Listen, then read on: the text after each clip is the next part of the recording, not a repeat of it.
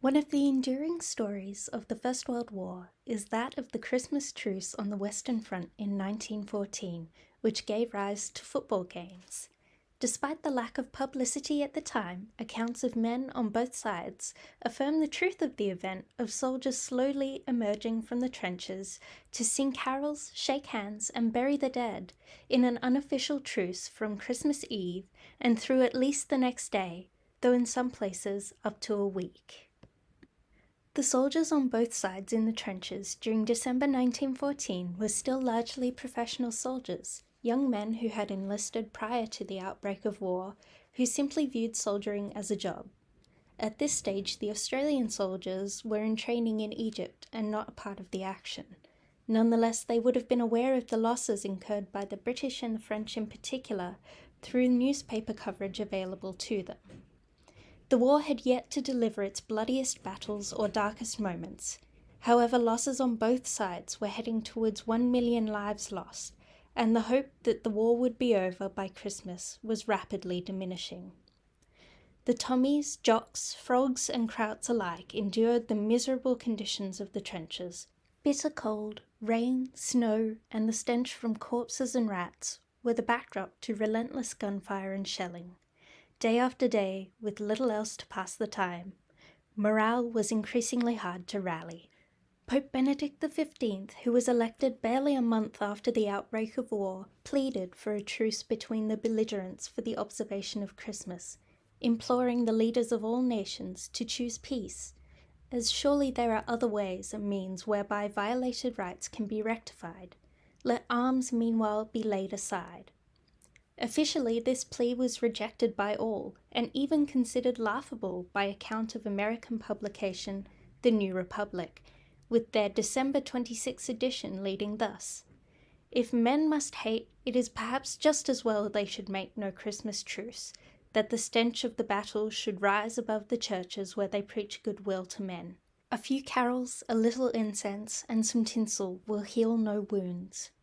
And yet, in spite of this, unsanctioned truces did break out along the lines of trenches that scarred the Western Front. Veteran Australian Army officer and recipient of the Military Cross Michael van Berg recalls the experience of his great-uncle Walter Kirchhoff, an acclaimed tenor of the Berlin Opera.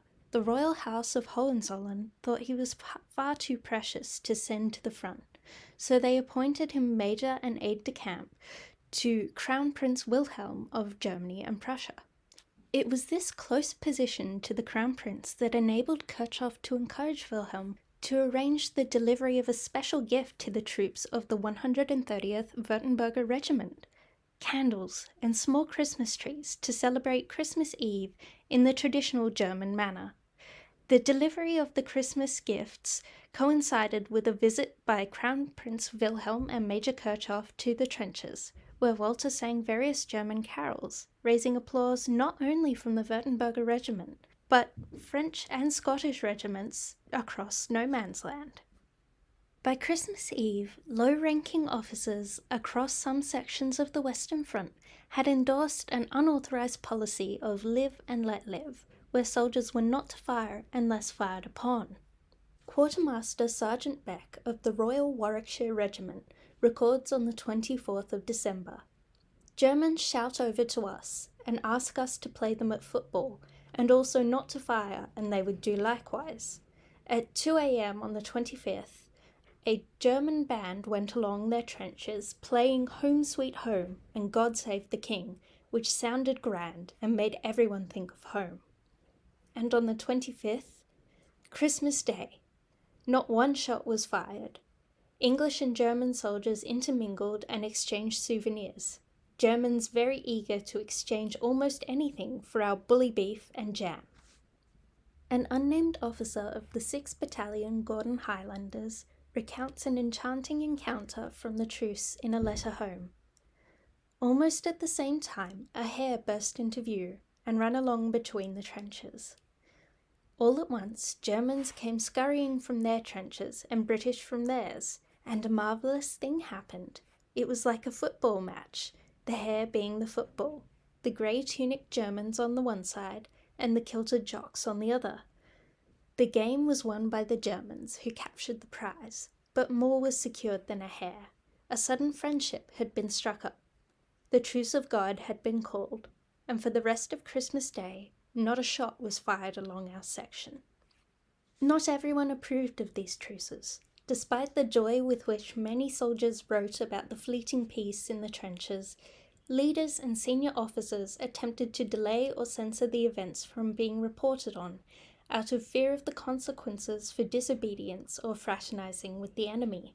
Even some of the low-ranking enlisted were critical of the unauthorized armistice. A dispatch runner for regimental headquarters, Adolf Hitler, yes, that Adolf Hitler, is reported to have said, "Such a thing should not happen in wartime. Have you no German sense of honor?" For brief hours, or perhaps days, the men on both sides were able to attend to their war dead, free from the fear of being killed themselves. The interactions reminded them all of the fact that they shared more, families, music, sport, and dreams, than the desire for battle and the killing to continue. Far from the trenches, the Anzac troops also celebrated Christmas away from home, a first for many. In the deserts outside of Cairo, Egypt, at Mina Camp, Australian soldiers trained 6 days a week in the milder winter after it was determined that the crowded military camps of England were unsuitable to take on more numbers. Their first Christmas abroad in Egypt was reported to the Northam Advisor by former journalist Private Edward J. Richards as an exceedingly quiet one, if not the quietest one they had ever spent. While the majority of routine duties at the camp were dismissed for the day, extra leave had not been arranged for the troops. Private Richards mentions the troops receiving their Christmas letters in the morning, as well as special rations being provided, including cake, rice, and preserved fruits, though many men opted to visit Cairo for a good fat dinner.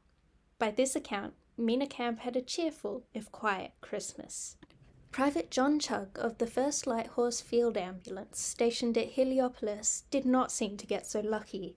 He wrote in his diary complaining it was a miserable Christmas, where he was served boiled beef, unpeeled potatoes, and tea without milk, and no mail or anything to cheer us. As they were not considered Class A servicemen because they were not yet on the front lines, Australian troops did not receive their gift from Her Royal Highness Princess Mary until January of 1915. The custom tins contained various gifts of tobacco, pencils, notebooks, confectionery, as well as a card wishing all a Happy New Year from Princess Mary and friends at home. More than 426,000 of these tins were distributed to those serving on Christmas Day 1914. Over the next 4 years of war, continued fundraising in the name of Princess Mary ensured that another 2 million gifts were distributed to soldiers and nurses of Britain and her colonies. At home in Australia, groups of women were doing their own fundraising for their deployed men. Melbourne Women's Club, the Alexandra Club, arranged for billies to be made and filled with gifts for the soldiers at Gallipoli. Similar billies were sent to many deployed Australians, filled with smoking goods and foodstuffs. And in turn, the soldiers sent home what they could, be it an embroidered silk postcard made by French or Belgian women, or, in at least one amusing case, a message written on a hardtack biscuit. As charitable societies became more organised, boxes decorated with beautiful Australian motifs were created in cardboard and wood to be sent abroad, containing not only food goods or tobacco, but clothing, blankets and socks. Though the armistice of November 11th, 1918 brought to an end 4 long years of war, soldiers faced at least one more Christmas away from their homes, with some waiting 18 months before reaching Australian shores. Friends, family and countrymen continued to fundraise and work with organisations to supply gifts to brighten the days for those in hospital or on their long travels home. Whilst this addresses the Christmases of 1914 to 1919, we should all remember that during World War II and all armed conflicts which followed, Australian servicemen and women put aside their own comfort and safety for a greater cause. The tradition of care packages continues to this day under the auspices of RSL Australian Forces Overseas Fund, established in 1966. We thank all personnel on deployment away from home across the festive season for their service. Virtual War Memorial Australia looks forward to sharing more military history in 2024, and we wish you all a peaceful and safe Christmas.